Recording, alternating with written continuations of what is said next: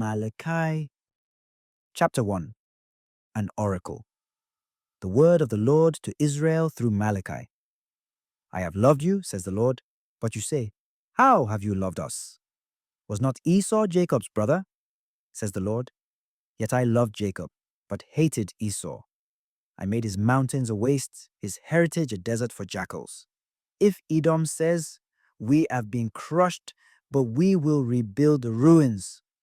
Thus says the Lord of hosts, they indeed may build, but I will tear down, and they shall be called the land of guilt, the people with whom the Lord is angry forever.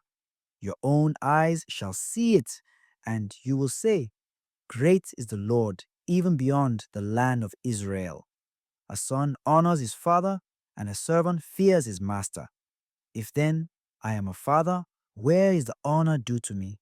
And if I am a master, where is the reverence due to me? So says the Lord of hosts to you, O priests, who despise his name.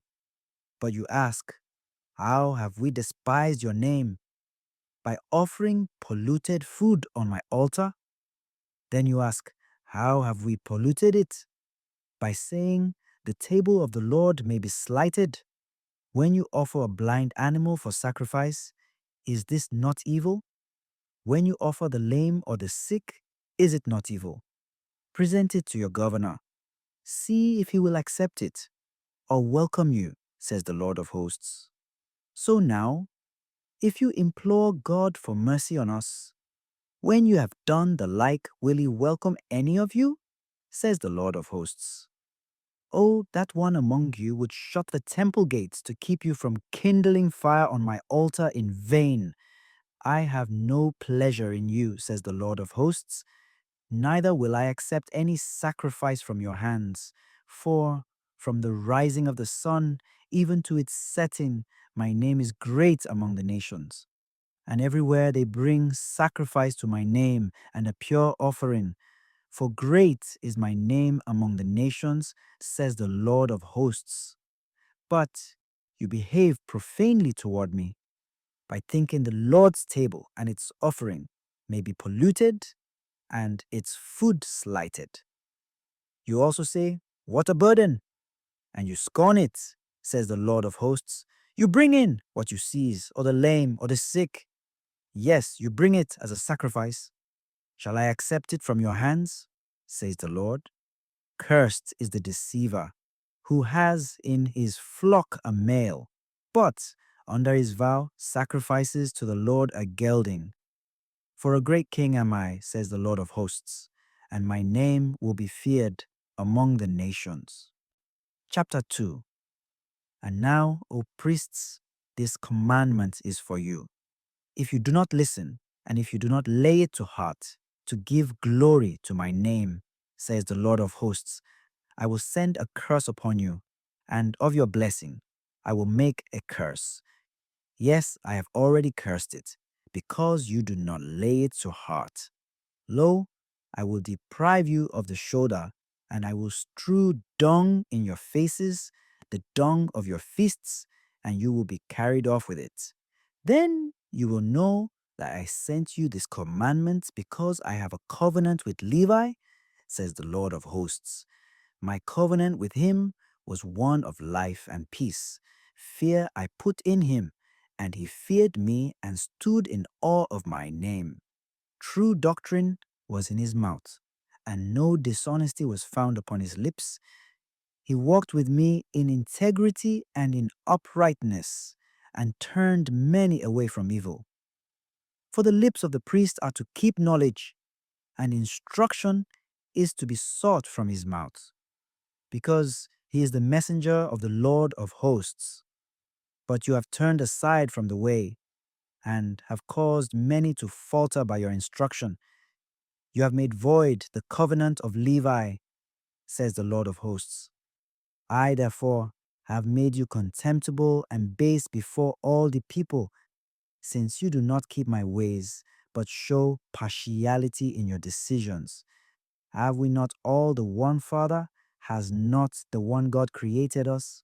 Why then do we break faith with each other, violating the covenant of our fathers? Judah has broken faith. An abominable thing has been done in Israel and in Jerusalem.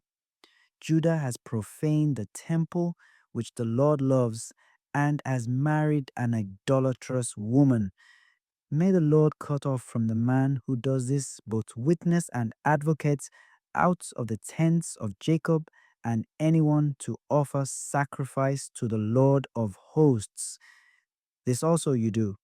The altar of the Lord you cover with tears, weeping, and groaning, because he no longer regards your sacrifice, nor accepts it favorably from your hand. And you say, why is it? Because the Lord is witness between you and the wife of your youth, with whom you have broken faiths, though she is your companion, your betrothed wife. Did he not make one being with flesh and spirit? And what does that one require but godly offspring? You must then safeguard life that is your own and not break faith with the wife of your youth. For I hate divorce, says the Lord, the God of Israel, and covering one's garment with injustice, says the Lord of hosts. You must then safeguard life that is your own and not break faith. You have wearied the Lord with your words, yet you say, how have we wearied him? By your saying, every evildoer is good in the sight of the Lord, and he is pleased with him. Or else, where is the just God? Chapter 3.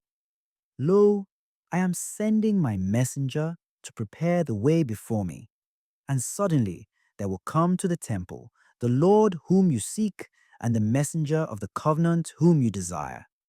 Yes, he is coming, says the Lord of hosts. But who will endure the day of his coming? And who can stand when he appears? For he is like the refiner's fire, or like the fuller's lye.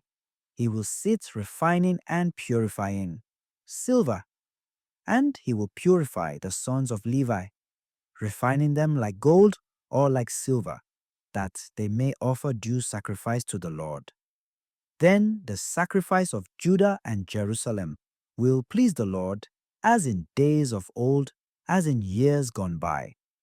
I will draw near to you for judgment, and I will be swift to bear witness against the sorcerers, adulterers, and perjurers, those who defraud the hired man of his wages, against those who defraud widows and orphans, those who turn aside the stranger, and those who do not fear me, says the Lord of hosts.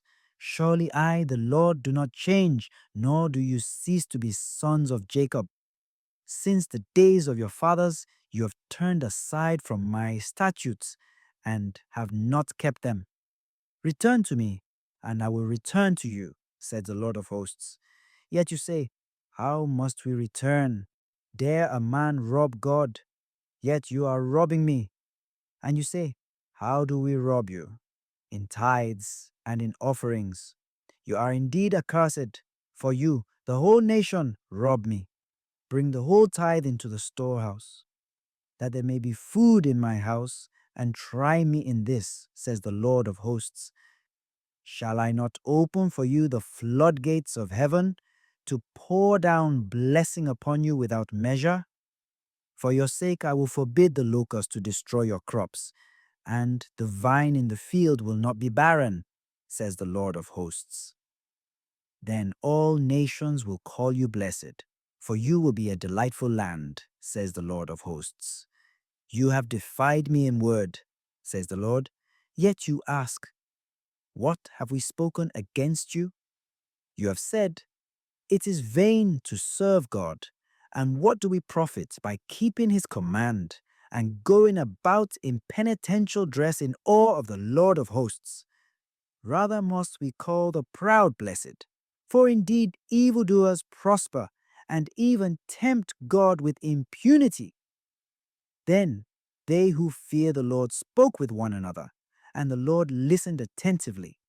And a record book was written before him of those who fear the Lord and trust in his name, and they shall be mine, says the Lord of hosts, my own special possession on the day I take action, and I will have compassion on them as a man has compassion on his son who serves him. Then you will again see the distinction between the just and the wicked, between him who serves God and him who does not serve him. For lo, the day is coming, blazing like an oven, when all the proud and all evildoers will be stubble, and the day that is coming will set them on fire, leaving them neither root nor branch, says the Lord of hosts. But for you who fear my name, there will arise the sun of justice with its healing rays, and you will gambol like calves out of the stall, and tread down the wicked. They will become ashes under the soles of your feet on the day I take action, says the Lord of hosts. Remember the law of Moses, my servant, which I enjoined him on Horeb, the statutes and ordinances for all Israel. Lo, I will send you Elijah the prophet before the day of the Lord comes, the great and terrible day, to turn the hearts of the fathers to their children, and the hearts of the children to their fathers, lest I come and strike the land with doom. Lo, I will send you Elijah the prophet before the day of the Lord comes, the great and terrible day.